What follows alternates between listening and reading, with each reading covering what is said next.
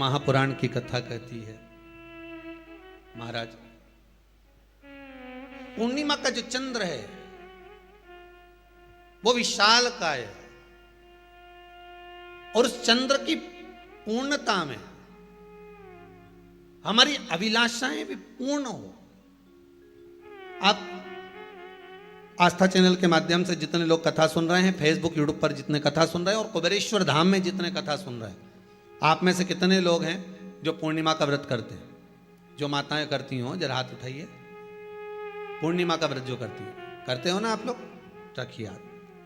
अब पूर्णिमा के व्रत में आपने कई बार किताब पढ़ी होगी पूर्णिमा की, या आपने व्रत किया होगा, या पूर्णिमा का व्रत आप धारण करे होगे, तो उसमें पूजन कौन से भगवान की होती है? पूर्णिमा के व्रत में किस भगवान की पूजन होती है? तो कहा पूर्णिमा के व्रत में केले के खंभ लगाकर पूर्णिमा का जो अध्यापन होता है, पूर्णिमा की जो पूजन होती है, उस पूजन में शंकर और पार्वती की पूजन की जाती है,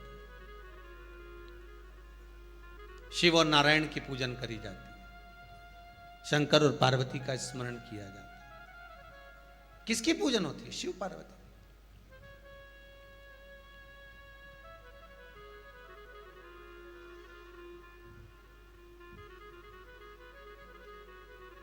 क्यों शंकर और पार्वती का पूजन क्यों करा जाता है पूर्णिमा के व्रत में? क्योंकि शिव और माता पार्वती ही केवल एक ऐसे हैं जिन्होंने अपूर्ण लक्ष्मी को भी पूर्ण बना दिया था। किसको पूर्ण बनाया है? लक्ष्मी। शरद पूर्णिमा के दिन अगर आप शंकर भगवान को एक लोटा पानी अगर शिव को समर्पित कर रहे हो, श्वेत पुष्प को रखकर शंकर जी के ऊपर सफेद फूल को चढ़ाकर अगर एक लोटा जल भी, एक पात्र जल भी शंकर को समर्पित कर रहे हो, तो ये लक्ष्मी के लिए ही तो कर रहे हो। और कौन सी लक्ष्मी? पूर्ण लक्ष्मी। पूर्ण लक्ष्मी। आपको पहले भी कथा में कहा, एक बार भगवान विष्णु के सामने लक्ष्मी मैया ने बहुत तेज स्वर में कह दिया था, नारायण, दुनिया के लोग आपका नाम जपते हैं, दुनिया के लोग नारायण नारायण कहते हैं, दुनिया के लोग आपका भजन करते हैं, पर सत्य मायने में कहूं ना तो मेरे बिना दुनिया के लोगों की नहीं चल सकती। मेरे बिना दुनिया नहीं चल सकती, संसार मेरे बिना नहीं चल सकता। भगवान विष्णु ने कहा, ये तो गलत है लक्ष्मी आपका कहना। एक दिन लक्ष्मी को अहंकार आ गया। अहंकार के संबोधन जब माता लक्ष्मी करने लगी तो भगवान, उसी समय पर भगवान विष्णु को क्रोध आ गया और भगवान विष्णु ने कह दिया, लक्ष्मी तू इतनी बड़ी बड़ी बात कहती है कि तेरे बिना नहीं रह सकती संसार। मैं तुझे कहता हूं लक्ष्मी, तू अपूर्ण है। तू अपूर्ण है, तू पूर्ण कब हो गई?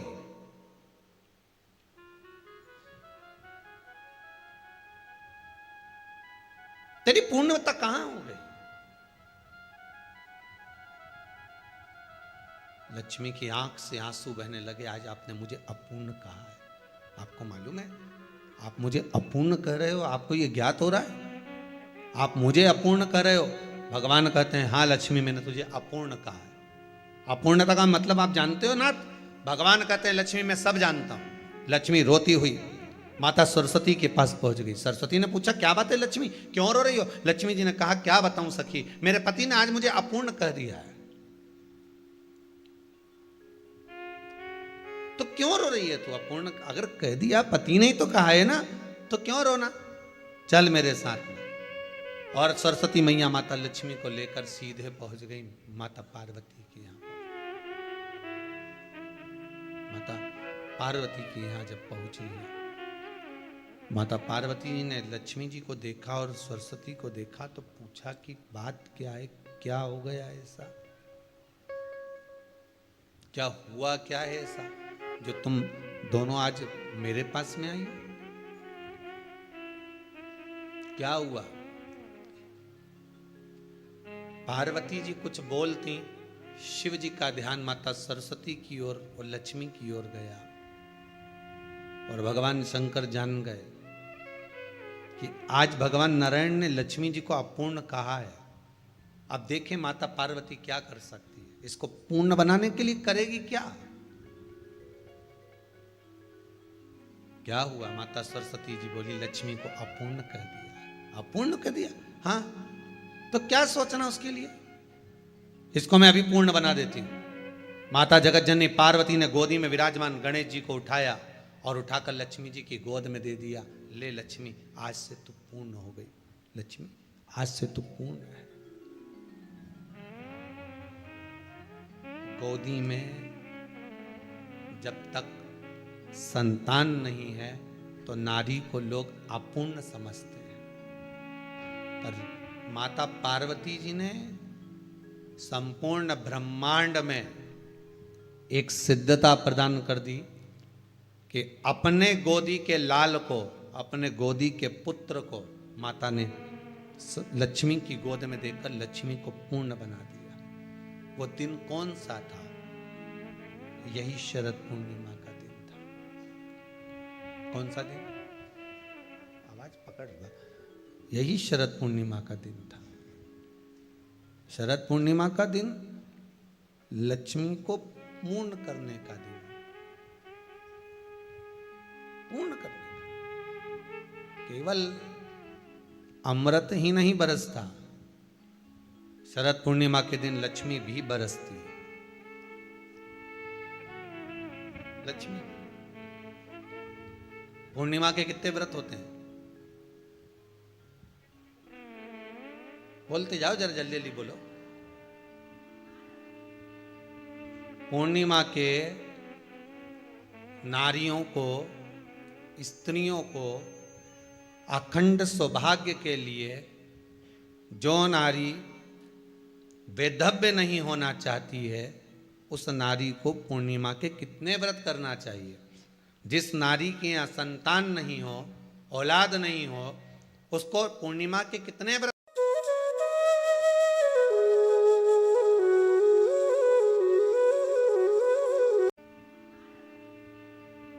पूर्णिमा के नारियों को, स्त्रियों को अखंड सौभाग्य के लिए, जो नारी वैधव्य नहीं होना चाहती है, उस नारी को पूर्णिमा के कितने व्रत करना चाहिए?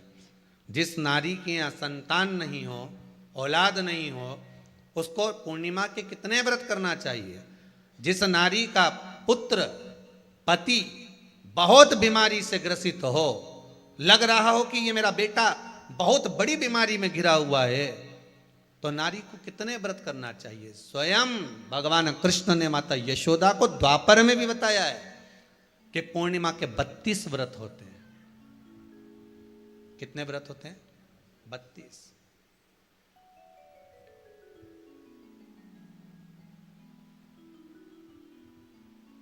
स्वयं भगवान कृष्ण यशोदा रानी को, माता यशोदा जी को भी बता रहे हैं 32 व्रत। अब आपको किसी ने बता दिया होगा कि 8 कर लो, 7 कर लो, 6 कर लो, 12 कर लो, इसलिए आपने बोला कि 12 कर लीजिए, 32 कर लीजिए। अरे यहां तो द्वापर की कथा भी कहती है। यशोदा जी ने एक बार भगवान कृष्ण को रोक कर कह दिया, ए कन्हैया रुको। कन्हैया बोले, बोलो माँ, क्या बात है? कन्हैया जरा रुकिए, इधर आओ जरा। भगवान कृष्ण आए। हाँ माँ बोलिए। किस जगह का प्रसंग है ये? जिस समय पर राधा रानी कुरुक्षेत्र में नंद बाबा और यशोदा जी को लेकर कुरुक्षेत्र के कुंड में, ब्रह्म सरोवर में स्नान कराने के लिए लेकर जाती है, ग्रहण का समय पर।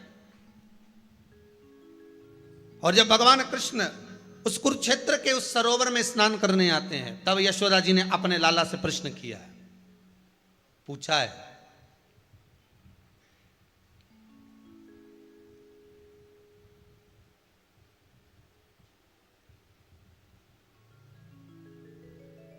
कि नारी वैधव्य होकर ना मरे।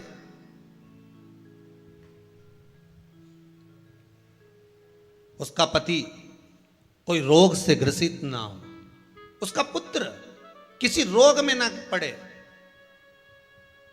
अरे भाई कितना सुंदर संवाद लिखा है। अगर किसी माता का पुत्र मान लो किसी नशे में डूबा हुआ है, कोई नशा कर रहा है और गलत नशा है, आपको लग रहा है कि ये नशे में डूबा हुआ है, आपको लग रहा है कि ये गलत जगह पर डूब गया है, आपको लग रहा है कि मदिरापान में, मांसाहार में या अधिक अधिक गांजा आदि का जो भी नशे होते हैं, जितने भी नशे, उसमें डूब चुका है। और माँ उसको समझा रही है, तू नशे में मत डूब, तू इस काम को मत कर, तू ये गलत कर्म मत कर। माँ उसको समझा समझा कर हार गई। तो मेरा माताओं से निवेदन है, आप उसको समझाना बंद कर दो, एक काम करना प्रारंभ कर दीजिए। हमें जो शिव महापुराण के माध्यम से शास्त्र कह रहा है कि आप 32 पूर्णिमा के व्रत प्रारंभ कर दो। उसमें करना क्या है आपको? केवल जिस दिन व्रत रहे, रात्रि के समय पर कोई भी मीठा, कुछ भी सामग्री आप चंद्र की रोशनी में, चंद्र को अर्घ देने के बाद, पूजन करने के बाद उसको रखो, और वही सामग्री जो नशा कर रहा है उसको पूर्णिमा के दूसरे दिन उसको खिलाओ। आप धीरे धीरे खिलाना चालू करेंगे, जिस नशे में वो डूबा हुआ उस नशे से वो छूटना प्रारंभ हो जाएगा। 2 पूर्णिमा व्रत करके तो देखो, तीसरे में तुम्हें जरूरत ही नहीं पड़ेगी। धीरे धीरे आप रुक, वो छूटना प्रारंभ हो जाएगा। स्वयं भगवान कह रहे हैं, यशोदा मैया ने कन्हैया को रोक लिया कुरुक्षेत्र के उस मैदान में, और भगवान कृष्ण का दर्शन माता यशोदा जी करी। बहुत बहुत दिनों के बाद माँ को, आज माता यशोदा को लाला का दर्शन हुआ, बहुत समय के बाद, जाने के बाद, बहुत समय के बाद।